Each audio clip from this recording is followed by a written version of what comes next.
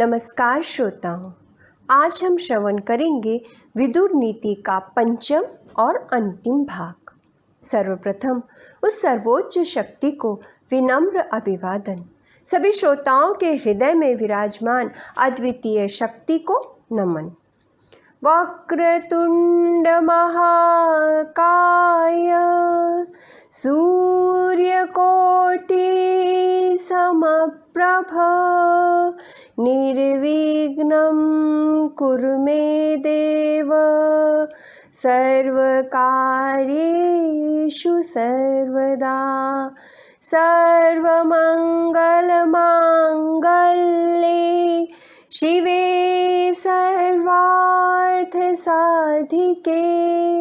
शरण्ये त्र्यंबके गौरी नारायणी नमोस्तुते।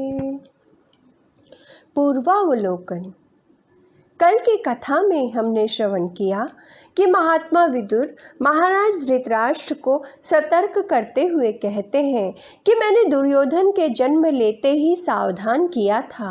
यह पुत्र जन्मते ही अशुभ लक्षण युक्त घटित हुआ, इसका परित्याग कर दो, अन्यथा हस्तिनापुर का विनाश निश्चित है। बुद्धिमान पुरुष के लक्षण ज्ञान का सदुपयोग करना, किसका क्या फल है, किनका कौन सा बल है, धर्म का स्वरूप, किसका जीवन सफल है तथा पांडवों और अपने पुत्रों के साथ समान व्यवहार करने का अनुरोध। आज हम विदुर नीति का अंतिम भाग 8वां अध्याय हमें क्या संदेश देता है वह श्रवण करेंगे। महात्मा विदुर ने आगे बताया, महाराज धृतराष्ट्र जो सज्जन पुरुषों से आदर पाकर आसक्ति रहित हो, अपनी शक्ति के अनुसार अर्थ साधन करता रहता है, उस श्रेष्ठ पुरुष को शीघ्र ही सुयश की प्राप्ति होती है, क्योंकि संत जिस पर प्रसन्न होते हैं वह सदा सुखी रहता है। जो अधर्म से उपार्जित महान धनराशि को भी उसकी ओर आकृष्ट हुए बिना ही त्याग देता है, वह जैसे सांप अपनी पुरानी केचुल को छोड़ता है, उसी प्रकार दुखों से मुक्त हो सुखपूर्वक शयन करता है। अधर्म, अनीति, अन्याय ये सभी मार्ग से आया हुआ धन अपने साथ अनिद्रा, बेचैनी, अस्वस्थता को साथ में लेकर आता है। जिस मार्ग से वह आया है, जिस पद्धति से वह आया है, वैसी ही हमारी वृत्ति, हमारा स्वभाव, हमारा व्यवहार बन जाता है और धीरे धीरे हमारे विचार भी वैसे ही होते जाते हैं। इसलिए धन कमाना जितना आवश्यक है उससे भी ज़्यादा आवश्यक है वह किस मार्ग से आया है वह मार्ग। जीवन में कभी किसी का शाप मत लो, किसी की बद्दुआ मत लो, किसी को पीड़ित मत करो, हमारे कारण किसी के आंखों में आंसू न आए, ये सभी बातों पर ध्यान देना आवश्यक है। तब हम सुखपूर्वक रह सकते हैं, चैन से सो सकते हैं। आगे महात्मा विदुर कहते हैं, झूठ बोलकर उन्नति करना, राजा के पास तक चुगली करना, गुरु से भी मिथ्याग्रह करना, ये 3 कार्य ब्रह्म हत्या के समान है। गुणों में दोष देखना एकदम मृत्यु के समान है। कठोर बोलना या निंदा करना लक्ष्मी का वध है। सुनने की इच्छा का अभाव या सेवा का अभाव, उतावलापन और आत्म प्रशंसा ये 3 शत्रु है। आलस्य, मद, मोह, चंचलता, गोष्ठी, उद्दंडता, अभिमान और लोभ ये 7 विद्यार्थियों के लिए सदा ही दोषयुक्त माने गए हैं। सुख चाहने वाले को विद्या कहाँ से मिले? विद्या चाहने वालों के लिए सुख नहीं है। सुख की चाह हो तो विद्या को छोड़े और विद्या चाहे तो सुख का त्याग करें। हम यदि सोचें कि बिना परिश्रम के, हमें बिना अभ्यास किए, बिना कंठस्थ किए बिना हमें विद्या प्राप्त हो जाए तो यह तो असंभव है। हमें कोई कष्ट ना हो और हमें वो प्राप्त हो जाए तो यह हमारी अज्ञानता है। बिना कष्ट के हमारी भूख भी नहीं मिटती। पहले हमें भोजन खाना पड़ता है, चबाना पड़ता है, तब हमारे पेट में जाकर वह भोजन हमारी क्षुधा शांत करता है। हम यदि चाहें कि भोजन से भरी हुई थाली को देखकर ही हमारी भूख मिट जाए तो यह असंभव है। जब तक क्रिया नहीं होगी, कार्य नहीं होगा, तब तक भूख नहीं मिटेगी। सुख की चाह रखने से सुख प्राप्त नहीं होता, उस दिशा में कार्य भी करना पड़ता है। ईंधन से आग की, नदियों से समुद्र की, समस्त प्राणियों से मृत्यु की कभी तृप्ति नहीं होती। तृप्ति के लिए वो साधन पर्याप्त नहीं है, मन में समाधान होने पर ही तृप्ति होती है, अन्यथा हमारी इच्छाओं का कोई अंत ही नहीं है। एक इच्छा पूरी हो जाए दूसरी उत्पन्न हो जाती है। तृप्ति मन से होती है, साधनों से नहीं। आशा धैर्य को, यमराज समृद्धि को, क्रोध लक्ष्मी को, कृपणता यश को और सार संभाल का अभाव पशुओं को नष्ट कर देता है। इधर एक ही ब्राह्मण यदि क्रुद्ध हो जाए तो संपूर्ण राष्ट्र का नाश कर देता है। कांसे का पात्र, चांदी, मधु, अर्क खींचने का यंत्र, पक्षी, वेदवेत्ता ब्राह्मण, बूढ़ा, कुटुंबी और विपत्तिग्रस्त कुलीन पुरुष, ये सब आपके घर में सदा मौजूद रहे। ये सभी राजा के समक्ष उपस्थित होना चाहिए। महाराज, मनु जी ने कहा है कि देवता ब्राह्मण अतिथियों की पूजा के लिए बकरी, बैल, चंदन, वीणा, दर्पण, मधु, घी, जल, तांबे के बर्तन, शंख, शालिग्राम और गोरोचन, ये सभी वस्तुएं घर पर रखनी चाहिए। आप जानते हैं, बकरी की लेंडी होम हवन यज्ञ में प्रयोग की जाती है। जिस तरह गोमूत्र और गोबर का महत्व है, उसी प्रकार बकरी की लेंडी भी महत्वपूर्ण घटक है, क्योंकि बकरी शाकाहारी होती है। वह केवल हरी हरी पत्तियों का, हरी हरी घास का ही सेवन करती है। उसका भोजन सात्विक होता है। अगर हमारा सेवन सात्विक होगा तो हमारा स्वभाव भी सात्विक बन जाएगा। आगे महात्मा विदुर ने महाराज धृतराष्ट्र से कहा, महाराज, अब मैं आपको बहुत ही महत्वपूर्ण एवं सर्वोपरि पुण्यजनक बात बता रहा हूँ। कामना से, भय से, लोभ तथा इस जीवन के लिए भी कभी धर्म का त्याग ना करें। धर्म नित्य है, किंतु सुख दुख अनित्य है। जीव नित्य है, पर इसका कारण अविद्या अनित्य है। आप अनित्य को छोड़कर नित्य में स्थित हो जाइए और संतोष धारण कीजिए, क्योंकि संतोष ही सबसे बड़ा लाभ है।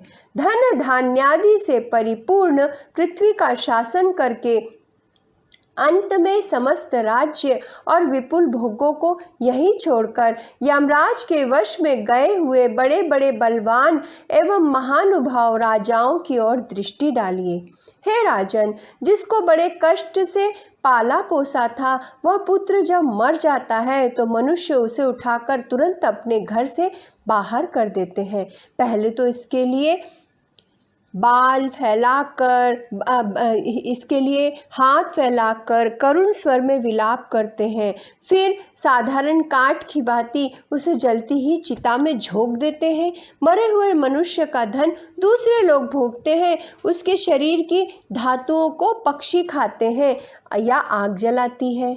यह मनुष्य पुण्य पाप से बंधा हुआ इन्हीं दोनों के साथ परलोक में गमन करता है। महाराज, बिना फल फूल के वृक्ष को जैसे पक्षी छोड़ देते हैं, उसी प्रकार उस प्रेत को उसके जाति वाले सूर्यदय पुत्र चिता में छोड़कर लौटकर घर आ जाते हैं। उसका अपना किया बुरा या भला कर्म ही जाता है। इसलिए मनुष्य को चाहिए कि वह धीरे धीरे प्रयत्न पूर्वक धर्म का संग्रह करे। इस लोक और परलोक से ऊपर और नीचे तक सर्वत्र अज्ञान रूप महान अंधकार फैला हुआ है। वह इंद्रियों को महान मोह में डालने वाला है। हे राजन, आप इसको जान लीजिए, जिससे यह आपका स्पर्श ना कर सके। मेरी इस बात को सुनकर यदि आप सब ठीक ठीक समझ सकेंगे तो इस मनुष्य लोक में आपको महान यश प्राप्त होगा और इहलोक तथा परलोक में आपके लिए भय नहीं रहेगा। महाराज धृतराष्ट्र, यह जीवात्मा एक नदी है, इसमें पुण्य ही तीर्थ है। सत्य स्वरूप परमात्मा से इसका उद्गम हुआ है। धैर्य ही इसके किनारे हैं। इसमें दया की लहरें उठती हैं। पुण्य कर्म करने वाला मनुष्य इसमें स्नान करके पवित्र होता है, क्योंकि लोभ रहित आत्मा सदा ही पवित्र है। जीवात्मा यानी हमारा शरीर, इस जीवात्मा को नदी कहा गया है। इसमें पुण्य ही तीर्थ है, अर्थात इस देह में परमात्मा का वास है। धैर्य इसके तट है तथा इसमें जो लहरें उठती हैं वो दया की हैं। अतः पुण्य कर्म करने वाला मनुष्य ही पवित्र हो सकता है, क्योंकि पुण्य कर्म सदा मनुष्य के साथ रहते हैं। उसके जीवंत रहते हुए भी और मरणोपरांत भी हमारा कुछ भी धन दौलत रुपया पैसा नहीं जाएगा। साथ में कुछ जाएगा तो वो हमारे सत्कर्म ही है।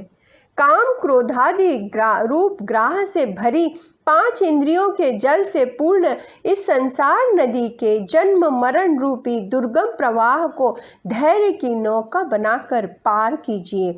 हम जब पृथ्वी पर जन्म लेते हैं तो हमारी मृत्यु निश्चित है, चाहे फिर वो किसी भी योनि का प्राणी हो। अमर कोई नहीं है। सभी का निर्माण जल, अग्नि, भूमि, वायु और आकाश, इन पंच तत्वों से हुआ है और उसी में विलीन हो जाना है। ये संसार को नदी कहा गया है और जन्म मृत्यु रूप को दुर्गम प्रवाह कहा गया है, जिसे धैर्य की नौका बनाकर पार करने का संकेत दिया गया है। हमें ज्ञान होने पर भी अगर हम किसी को कष्ट पहुंचाएंगे, आहत करेंगे, पीड़ा देंगे तो परिणाम स्वरूप दंड अवश्य मिलेगा। फिर भी मनुष्य ये कुकर्म करता है, अतः इनसे बचने के लिए धैर्य की आवश्यकता है। वही हम में संयम का निर्माण करता है। जो बुद्धि, धर्म, विद्या और अवस्था में बड़े अपने बंधु को आदर सत्कार से प्रसन्न करके उससे कर्तव्य अकर्तव्य के विषय में प्रश्न करता है, वह कभी मोह में नहीं पड़ता। मोह मनुष्य का बहुत बड़ा विकार है। मोह से लोभ और वासना का निर्माण होता है। यह मोह हमारे मन को भटकाता है। एक इच्छा पूर्ण हुई कि दूसरी इच्छा का निर्माण कर यह मोह मनुष्य को कभी तृप्त नहीं होने देता। मोह समाप्त होता है संयम से, ज्ञान से, सजगता से। अगर वासनाओं पर नियंत्रण किया और जिस अवस्था में है उसी अवस्था में समाधानी रहने की आदत डाल ली तो मोह अपने आप समाप्त हो जाएगा। बस थोड़े अभ्यास की आवश्यकता है।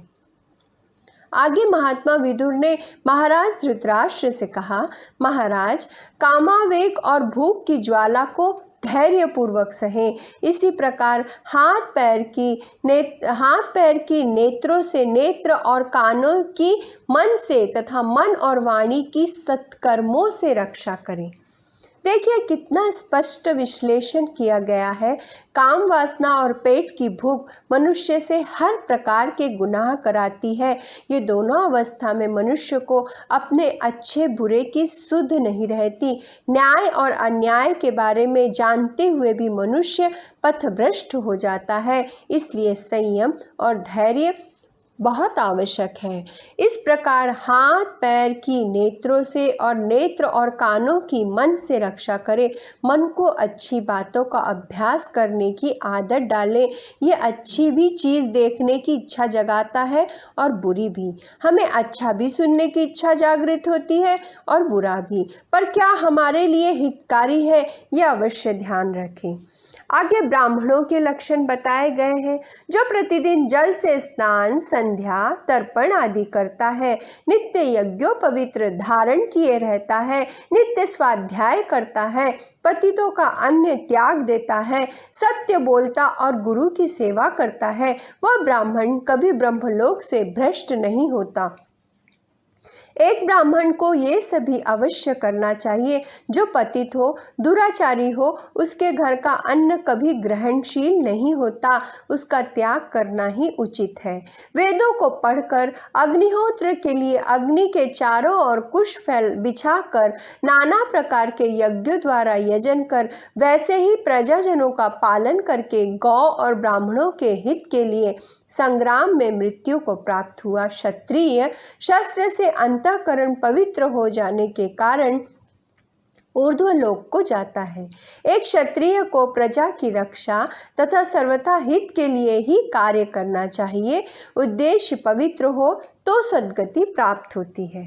वैश्य यदि वेद शास्त्रों का अध्ययन करके ब्राह्मण, क्षत्रिय तथा आश्रित जनों को समय समय पर धन देकर उनकी सहायता करे और यज्ञों द्वारा 3 अग्नियों के पवित्र धूप की सुगंध लेता रहे तो वह मृत्यु के पश्चात भी स्वर्गलोक के दिव्य सुख को भोगता है। वर्ण व्यवस्था के 4 प्रकार और उनके धर्म बताए गए हैं। इसी प्रकार शूद्र यदि ब्राह्मण, क्षत्रिय और वैश्य की क्रम से न्यायपूर्वक सेवा करके इन्हें संतुष्ट करता है तो वह व्यथा से रहित हो, पापों से मुक्त होकर देह त्याग के पश्चात स्वर्ग सुख का उपभोग करता है। महाराज, आपसे मैंने चारों वर्णों का धर्म बताया है, इसे बताने का कारण भी सुनिए। आपके कारण पांडुनंदन युधिष्ठिर क्षत्रिय धर्म से अलग हो रहे हैं, अतः आप उन्हें पुनः राजधर्म में नियुक्त कीजिए। पांडु कुमारों के साथ अन्याय हुआ है और वो केवल आपका आदर करने के कारण आपकी किसी भी आज्ञा का उल्लंघन नहीं करते, शीघ्र ही किसी भी आज्ञा का उल्लंघन नहीं करते, शीश झुकाकर आपके हर आदेश का पालन करते हैं।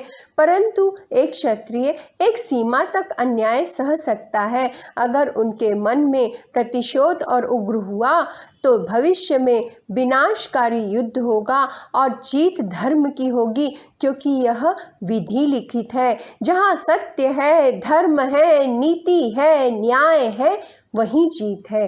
अभी प्रयास करना श्रेयस्कर है। आपको मैंने हर प्रकार की नीति की बातें बताई, न्याय की परिभाषा बताई। आप धैर्यपूर्वक विचार कर योग्य निर्णय लें। महाराज धृतराष्ट्र ने कहा, हे महात्मा विदुर, तुमने प्रतिदिन जिस प्रकार का मुझे उपदेश दिया वह बिल्कुल सही है। तुम मुझसे जो भी कहते हो ऐसा ही मेरा भी विचार है। यद्यपि मैं पांडवों के प्रति सदा ऐसी ही बुद्धि रखता हूँ, उनके लिए अच्छी कामना करता हूँ, किंतु दुर्योधन से मिलने पर फिर बुद्धि पलट जाती है। मैं उसकी इच्छा के विरुद्ध चाह कर भी नहीं जा पाता। उसका दिल दुखाने पर मुझे बड़ी पीड़ा होती है। उसका कहा मानने का ही मन करता है। ऐसा लगता है वो मेरा पुत्र है, उसकी इच्छा पूर्ण करना ही चाहिए। मुझे ऐसा लगता है प्रारब्ध का उल्लंघन करने की शक्ति किसी भी प्राणी में नहीं है। मैं तो प्रारब्ध को अचल मानता हूँ, उसके सामने पुरुषार्थ व्यर्थ है। यहाँ पर विदुर नीति का 8वां अध्याय समाप्त होता है। महात्मा विदुर ने हर प्रकार से महाराज धृतराष्ट्र को समझाने का प्रयास किया। 8 अध्याय के माध्यम से सभी प्रकार से उनको ज्ञानवर्धक बातें बताई। जीवन के किसी भी प्रसंग में असत्य, अनीति, अन्याय और अधर्म सदैव विनाशकारी परिणाम सामने लेकर आता है, जो जीवन को अंधकार की ओर ढकेलता है। अतः एक मनुष्य को मानव रूप में जन्म लेकर कभी भी धर्म का साथ नहीं छोड़ना चाहिए। ये मानव जीवन अनमोल है। 84 लाख योनि का फेरा होने के पश्चात यह मानव जन्म हमें प्राप्त होता है। इस जन्म में भी हम गलत कार्य करेंगे तो हम स्वयं के लिए नरक का मार्ग खोल देंगे। हमें लगता है कि हमारे ही जीवन में ये कष्ट क्यों, ये दुख क्यों आया, पर जाने और अनजाने में किए गए अपराध को हम भूल जाते हैं। शास्त्र तो कहता है, अगर हमने किसी के बारे में बुरा सोचा, गलत सोचा तो भी अपराध है। हमें लगता है कि केवल सोचने से क्या होगा, हमने कोई क्रिया तो की ही नहीं, परंतु सोच भी हमें अपराध की ओर अग्रसर करती है। विचार बिगड़ा तो सोच बिगड़ी, सोच बिगड़ा तो मन बिगड़ा और मन बिगड़ा तो जीवन बिगड़ा। इसलिए ना गलत करना चाहिए, ना गलत सोचना चाहिए। हम अगर किसी की भलाई नहीं कर सकते तो बुरा करने का भी हमें कोई अधिकार नहीं है। विदुर नीति के मुख्य मुख्य तत्वों को श्रवण कर मूल तत्वों का आत्मसात करेंगे। इन आठ अध्यायों में क्या क्या मूल तत्व है उनको सारांश में हम श्रवण करेंगे और यहाँ पर ये समाप्त होगा, 8वां अध्याय समाप्त होगा। किसी भी कार्य को प्रारंभ करने से पहले यह आत्ममंथन करना चाहिए कि हम उसके लिए या वह हमारे लिए उपयुक्त है या नहीं। 8वां अध्याय का सारांश यहाँ पर बताया गया है। अपनी शक्ति से अधिक का कार्य और कोई वस्तु पाने की कामना करना स्वयं के लिए ही कष्टदायी होता है। आग में तपाकर सोने की, सदाचार से सज्जन की, व्यवहार से संत पुरुष की, संकट काल में योद्धा की, आर्थिक संकट में धीर की तथा घोर संकट काल में मित्र और शत्रु की पहचान होती है। यह आवश्यक नहीं कि मूर्ख व्यक्ति दरिद्र हो और बुद्धिमान धनवान, अर्थात बुद्धि का अमीरी या गरीबी से कोई संबंध नहीं। जो ज्ञानी पुरुष लोक परलोक की बारीकियों को समझते हैं वे ही इस मर्म को समझ पाते हैं। जिस व्यक्ति को बुद्धि बल से मारा जाता है उसके उपचार में योग्य चिकित्सक औषधियाँ, जड़ी बूटियाँ, यज्ञ, हवन, वेद मंत्र आदि सारे उपाय व्यर्थ हो जाते हैं। ये विष केवल उसके पीने वाले एक व्यक्ति की जान लेता है, शस्त्र भी एक अभीष्ट व्यक्ति की जान लेता है, लेकिन राजा का एक गलत निर्णय, एक गलत नीति राज्य और जनता के साथ साथ राजा का भी सर्वनाश कर डालती है। विवेकशील और बुद्धिमान व्यक्ति सदैव ये चेष्टा करते हैं कि वे सदा यथाशक्ति कार्य करें और वे वैसा करते भी हैं तथा किसी वस्तु को तुच्छ समझकर उसकी उपेक्षा नहीं करते। 5 लोग छाया की तरह सदा आपके पीछे लगे रहते हैं। ये 5 लोग हैं मित्र, शत्रु, उदासीन, शरण देने वाला और शरणार्थी। गृहस्थ होकर अकर्मण्यता और सन्यासी होते हुए भी विषय शक्ति का प्रदर्शन करना ठीक नहीं है। अल्प मात्रा में धन होते हुए भी कीमती वस्तु को पाने की कामना और शक्तिहीन होते हुए भी क्रोध करना मनुष्य की देह के लिए कष्टदायी और कांटों के समान है। न केवल अपनी शक्ति का बल्कि अपने स्वभाव का भी अवलोकन करना चाहिए। अनेक लोग क्रोध करने पर स्वतः ही कांपने लगते हैं तो अनेक लोग निराश होने पर मानसिक संताप का शिकार हो जाते हैं। और इस बात का ध्यान रखना चाहिए कि हमारे जिस मानसिक भाव का बोझ हमारी ये देह नहीं उठा पाती उसे अपने मन में न आने दे। कहने का तात्पर्य है कि जब हम कोई काम या कामना करते हैं तो उस समय हमें अपनी आर्थिक, मानसिक और सामाजिक स्थिति का भी अवलोकन करना चाहिए।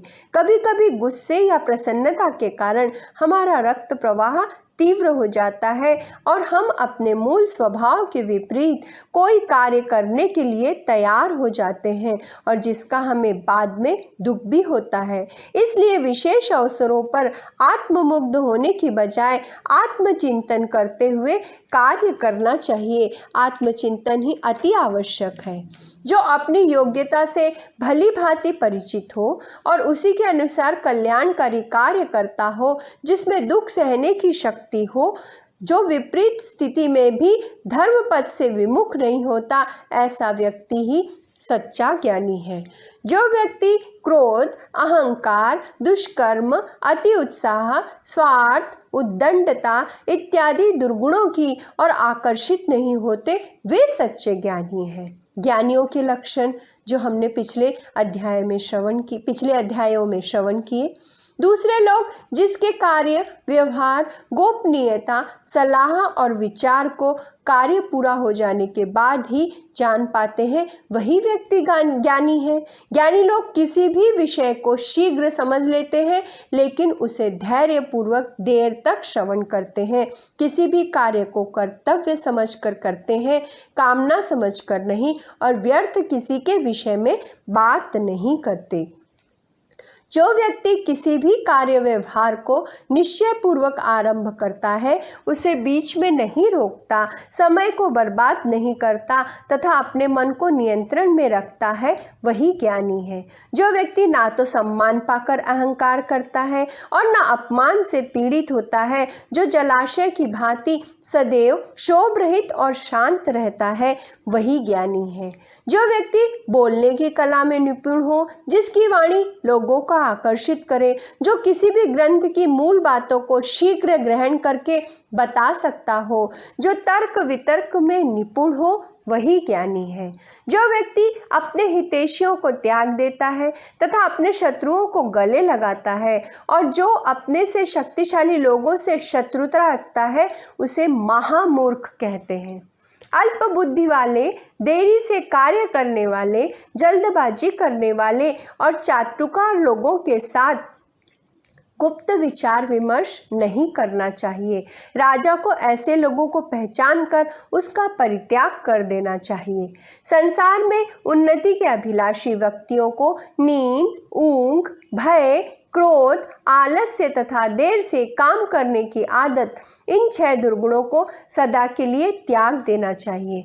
जो व्यक्ति अपने अनुकूल तथा दूसरों के विरुद्ध कार्यों को इस प्रकार करता है कि लोगों को उनकी भनक तक नहीं लगती, अपनी नीतियों को सार्वजनिक नहीं करता, इससे उसके सभी कार्य सफल होते हैं। प्रत्येक कार्य बहुत सोच विचार करके और उद्देश्य निश्चित करके करना चाहिए। जल्दबाजी में कोई भी कार्य आरंभ नहीं करना चाहिए। मनुष्य को चाहिए कि पहले कार्य का उद्देश्य तय करें, उसके परिणाम का आकलन करें, उससे अपनी उन्नति का विचार करें, फिर वो कार्य आरंभ करें। काम को करने से पहले विचार करें कि उसे करने से क्या लाभ होगा तथा ना करने से क्या हानि होगी। कार्य के परिणाम के बारे में विचार विमर्श करके कार्य करना चाहिए। निर्णय लेना चाहिए कि हम वो कार्य करें या ना करें, लेकिन बिना विचारे कोई भी कार्य ना करें। धर्म की रक्षा सत्य से होती है, विद्या की रक्षा अभ्यास से होती है, सौंदर्य की रक्षा स्वच्छता से होती है तथा कुल की रक्षा सदाचार से होती है। ऊंचे या नीचे कुल से मनुष्य की पहचान नहीं हो सकती, मनुष्य की पहचान उसके सदाचार से होती है, भले ही वह नीचे कुल में हो क्यों न पैदा हुआ हो। इस मानव देह को सत्कर्म से उज्जवल करना है। यह देह पुनः पुनः नहीं मिलेगा। मनुष्य जन्म अनमोल है। निर्धन लोग सदैव स्वादिष्ट भोजन करते हैं क्योंकि उनकी भूख हर तरह के भोजन को स्वादिष्ट बना देती है। वही धनवान लोग भूख के अभाव में स्वादिष्ट व्यंजनों का भी मजा लेने से वंचित रह जाते हैं। यह मानव शरीर रथ है, आत्मा उसका सारथी है, इंद्रिय इसके घोड़े हैं। जो व्यक्ति सावधानी, चतुराई और बुद्धिमानी से इनको वश में रखता है, वह श्रेष्ठ रथवान की भांति संसार में सुखपूर्वक यात्रा करता है। दुर्जनों की संगति के कारण निरपराधी भी उनकी ही समान दंड पाते हैं। जैसे सूखी लकड़ियों के साथ गीली लकड़ियां भी व्यर्थ हो जाती हैं, इसलिए दुर्जनों के साथ मैत्री नहीं करनी चाहिए। मूर्ख लोग ज्ञानियों को बुरा भला कहकर उन्हें दुख पहुंचाते हैं। इस पर भी ज्ञानीजन उन्हें क्षमा कर देते हैं। क्षमा करने वाला तो पाप से मुक्त हो जाता है और निंदक को पाप लगता है। शब्द रूपी बाण सीधा दिल पर जाकर आघात करता है, जिससे पीड़ित व्यक्ति दिन रात घुलता रहता है। इसलिए ज्ञानियों को चाहिए कि वे कटु वचन बोलने से बचें। यज्ञ, अध्ययन, दान, तप, सत्य, क्षमा, दया तथा लोभ विमुक्ता धर्म के ये 8 मार्ग बताए गए हैं। इन पर चलने वाला धर्मात्मा कहलाता है। अच्छाई में बुराई देखने वाला, उपहास उड़ाने वाला, कड़वा बोलने वाला, अत्याचारी, अन्यायी तथा कुटिल पुरुष पाप कर्मों में लिप्त रहता है और शीघ्र ही मुसीबतों से घिर जाता है। हर दिन ऐसा कार्य करे कि हर रात सुख से कटे, बचपन में ऐसा कार्य करे कि वृद्धावस्था सुख से कटे और जीवन भर ऐसा कार्य करे कि मरणोपरांत भी सुख मिले। पच जाने पर भोजन की, यौवन बेदाग निकल जाने पर स्त्री की, युद्ध जीत लेने वाले योद्धा की तथा तत्व ज्ञान प्राप्त कर लेने पर तपस्वी की प्रशंसा होती है। कपड़े को जिस रंग में रंगा जाए उस पर वैसा ही रंग चढ़ जाता है। इसी प्रकार सज्जन के साथ रहने पर सज्जनता, चोर के साथ रहने पर चोरी तथा तपस्वी के साथ रहने पर तपश्चर्या का रंग चढ़ता है। जिस व्यक्ति को अपने आप पर भरोसा नहीं होता वह दूसरों का भी भरोसा नहीं करता, इसलिए कोई भी उसका मित्र नहीं होता। ऐसा व्यक्ति अधम पुरुष कहलाता है। अकेला वृक्ष चाहे कितना ही बड़ा हो और मजबूत हो, आंधी उसे जड़ से उखाड़ कर धराशाही कर सकती है। वही जो वृक्ष समूह में होते हैं वे मिलजुल कर बड़ी बड़ी आंधियों को झेल जाते हैं। अन्याय का लक्षण विरोध करना चाहिए तथा बल का दमन दृढ़ता पूर्वक करना चाहिए। अन्याय से अर्जित धन ज्यादा समय तक नहीं टिकता, जबकि न्याय द्वारा अर्जित धन कई पीढ़ियों तक चलता है। जो कार्य अपने एवं सबके लिए लाभकारी और सुखद हो, केवल वही कार्य करना चाहिए। इससे मनुष्य को चारों पुरुषार्थों धर्म, अर्थ, काम तथा मोक्ष की प्राप्ति होती है। जो व्यक्ति भरोसे के लायक नहीं है उस पर भरोसा ना करें, लेकिन जो बहुत भरोसेमंद है उस पर भी अंधे होकर भरोसा ना करें, क्योंकि जब ऐसे लोग भरोसे को तोड़ते हैं तो बड़ा अनर्थ होता है। जो राजा बेकार में ना तो खुश होता है ना किसी पर क्रुद्ध होता है, जो कार्य को कई बार जांचता परखता है और स्वयं पर भरोसा करता है, उसका खजाना हमेशा धन से भरा रहता है। ईमानदार, दानी, अपनी बात पर दृढ़ रहने वाले, कर्तव्यपरायण और मधुभाषी लोग शत्रुओं को भी अपना बना लेते हैं। जो लोग जरूरत के मुताबिक कार्य करते हैं, लोभ में पड़कर अधिक के पीछे नहीं भागते, वे मेरी दृष्टि में ज्ञानी हैं, क्योंकि अधिक के पीछे भागने से संघर्ष पैदा होते हैं। जो प्रिय लगता है उसके बुरे काम भी अच्छे लगते हैं, लेकिन जो अप्रिय है वह चाहे बुद्धिमान, सज्जन या विद्वान हो, बुरा ही लगता है। जो काम करके अंतकाल में अकेले बैठकर पश्चाताप करे उसे शुरू ही नहीं होने देना चाहिए। जो व्यक्ति बात के मर्म को समझकर उसी के अनुसार कार्य करता है, संसार में उसकी कीर्ति अक्षुण्ण रहती है। वह ज्ञान बेकार है जिससे कर्तव्य का बोध ना हो, और वह कर्तव्य भी बेकार है जिसकी कोई सार्थकता ना हो। सज्जनता से अपकीर्ति दूर की जा सकती है, बल से संकट टाले जा सकते हैं, क्षमा से क्रोध को शांत किया जा सकता है तथा शिष्ट व्यवहार से बुरी आदतों को बदला जा सकता है। दो व्यक्तियों की मित्रता तभी स्थायी रह सकती है जब उनके मन से मन, गूढ़ बातों से गूढ़ बातें तथा बुद्धि से बुद्धि मिल जाती है। जो पुरुष भूतकाल की अपनी गलतियों को जानता है, जो अपने वर्तमान कर्तव्य को समर्पित भाव से करता है और जो भारी दुखों को टालने की विधि जानता है, वह कभी ऐश्वर्यहीन नहीं होता। मन, वचन और कर्म से हमें लगातार जिस वस्तु के बारे में सोचते हैं वही हमें अपनी ओर आकर्षित करती है। अतः हमें सदा शुभ चीज़ों का ही चिंतन करना चाहिए। अपने काम में लगे रहने वाला व्यक्ति सदा सुखी रहता है।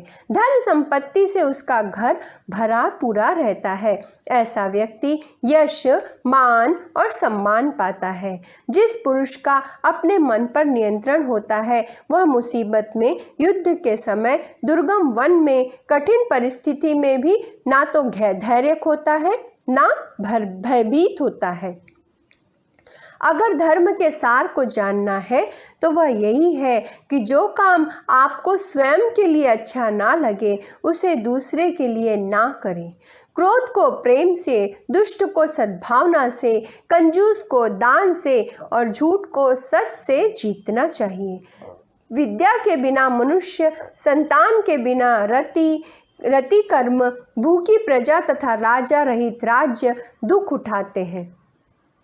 जो पुरुष दान से मित्र को जीत लेता है, युद्ध से शत्रु को जीत लेता है तथा पालन पोषण से स्त्री को जीत लेता है, उनका ही जीवन सफल है। जो हजारों कमाता है वह जीता है, और जो सैकड़ों कमाता है वह भी जीता है। इसलिए अधिक की इच्छा ना करें। यह ना सोचे कि अधिक नहीं होगा तो जीवन ही नहीं चलेगा। महात्मा विदुर कहते हैं, जो पुरुष यथाशक्ति अपने कार्य में लगा रहता है, जो कर्म का फल ईश्वर के ऊपर छोड़ देता है, जिसके कार्य की संतजन भी प्रशंसा करते हैं, उस पुरुष की कीर्ति पताका चारों कोनों में लहराती है। अच्छाई में बुराई देखना मृत्यु जैसा कष्टकारी अवगुण है। बढ़ चढ़कर बोलना धन हानि का कारण है। जल्दबाजी में बात पर ध्यान न देना और आत्म प्रशंसा, यह 3 गुण ज्ञान के शत्रु हैं। सुख चाहने वाले से विद्या दूर रहती है और विद्या चाहने वाले से सुख। इसलिए जिसे सुख चाहिए वह विद्या को छोड़ दे और जिसे विद्या चाहिए वह सुख को। हमारे शरीर में स्थित आत्मा को एक नदी समझिए। यह नदी ईश्वर के शरीर से निकली है। धैर्य इसके किनारे है, करुणा इसकी लहरें हैं, पुण्य इसके तीर्थ हैं। और जो मनुष्य सदा पुण्य कर्मों में लिप्त रहता है वह इस नदी में स्नान करके पवित्र होता है। लोभ रहित आत्मा को सदा पवित्र कहा गया है। काम, क्रोध जैसे मगरमच्छों और 5 इंद्रियों के जल से पूरित संसार रूपी यह नदी जन्म और मरण के अनेक पड़ावों से भरी है। इस नदी को धैर्य की नाव से ही पार किया जा सकता है। जो व्यक्ति अपने बुजुर्गों का आदर करता है तथा उनसे परामर्श करता है कि क्या करना चाहिए और क्या नहीं, वह कभी मोह माया में नहीं फंसता। और यह था विदुर नीति के 8 अध्यायों का सारांश। जहाँ प्रयत्नों की ऊंचाई बड़ी होती है वहाँ किस्मत को भी झुकना पड़ता है। सुंदर क्षण की राह देखने की बजाय जो क्षण हमें मिला है हमें उसे सुंदर बनाना चाहिए। कठोर परिश्रम करें और धैर्य रखें, हमें फल अवश्य मिलेगा और सफलता अवश्य मिलेगी। क्यों नहीं? ईश्वर के सहवास से बैल नंदी बन जाता है, सामान्य मनुष्य पुजारी बन जाता है, फूल भी कचरा नहीं होते, निर्माल्य बन जाते हैं, दूध दही आदि पंचामृत भी तीर्थ बन जाते हैं, धूप राख नहीं होता, भस्म बन जाता है, निरांजन नंद दीप बन जाते हैं, प्रवास करने वाला यात्री बन जाता है। किससे? ईश्वर के सहवास से जीव शिवमय बन जाता है। इसीलिए सभी संत कह गए हैं कि भगवान के द्वार पर कुछ क्षण खड़े रहिए, ईश्वर के सहवास में रहिए, तो हम हमेशा सही कार्य करेंगे, धर्म पर टिके रहेंगे, सत्य के साथ रहेंगे, हमारे हाथों कोई गलत कार्य नहीं होगा, हमारे वाणी से कोई आहत नहीं होगा। ये नीतियाँ सत्य का दर्पण और धर्म का आधार है, जो योग्य दिशा प्रशस्त करती हैं और सही गलत का भेद बताती हैं। एको धर्मः परम श्रेयः क्षमेका शांतिरक्तमा विद्वेका परमां तृप्तिरहिसेका सुखावह। अर्थात केवल धर्म ही परम कल्याणकारक है, एकमात्र क्षमा ही शांति का सर्वश्रेष्ठ उपाय है, एक विद्या ही परम संतोष देने वाली है और एकमात्र अहिंसा ही सुख देने वाली है। यहाँ पर विदुर नीति समाप्त होती है। धन्यवाद।